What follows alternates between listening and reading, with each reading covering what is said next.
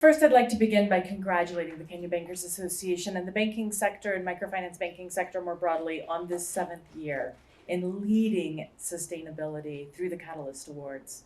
I think it is important to note not only that this happened kind of before it was cool, before it was trendy to talk about sustainability, and that really demonstrates leadership on the behalf of the banking sector. I was recently in an event with the Association of Microfinance Institutions, which of course includes the microfinance banks, talking about ESG. And I think there's a lot that they can learn as they look at the leadership of KBA. And I think there's great opportunity partnerships sector and the microfinance sector when we think about these issues of economic and environmental sustainability. I love the name of this, the Catalyst Awards, and I think we can all think about how just having these awards has been a catalyst for the banking sector to really pick up the mantle of sustainability. As I think about these three words, these three types of sustainability we're talking about, economic, social, and environmental, I'd like to just spend a minute on each one. With economic sustainability, we have to think about who are the backbone of Kenya's economy. It's the micro and small enterprises. And the banks have struggled to reach them with the most effective financial solutions that they need because it's hard, it's difficult. Any bank who can figure out how to effectively serve a micro or small enterprise with credit, for example, is better placed to provide credit for their entire portfolio because it's harder to reach an MSE and understand their risk. I think farmers are also a really important part of our economy, right? And so any bank who can figure out how to effectively lend into that agricultural sector is helping with the overall economic growth of Kenya.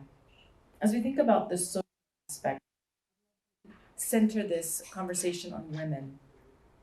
Most banks, or actually most credit models, rely on the data that's available. And the reality is there's more data on men than there are on women. So any bank who has figured out how to effectively train their credit scoring towards women is going to be better placed to offer credit to everyone, right?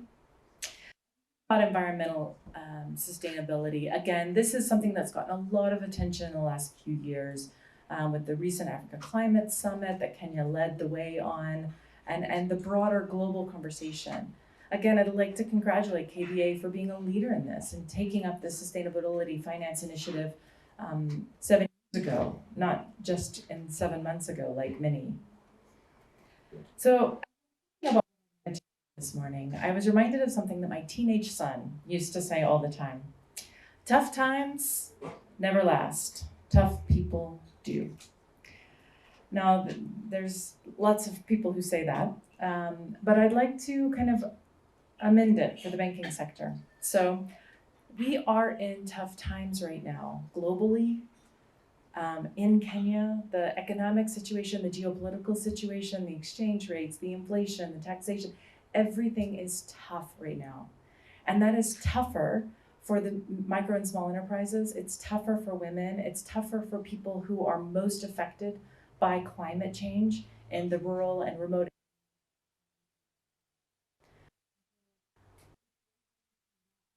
They're going to have to be tough, and financial solutions can be part of that. But I'd also like to apply it to banks, right?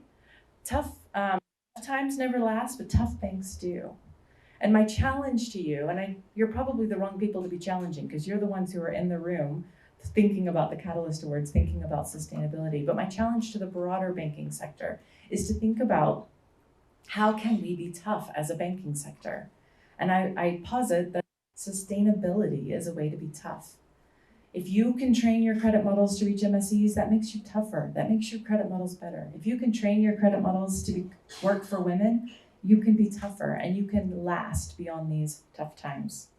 So, I hope you'll pick up the challenge that sustainability will give you the edge to last these tough times.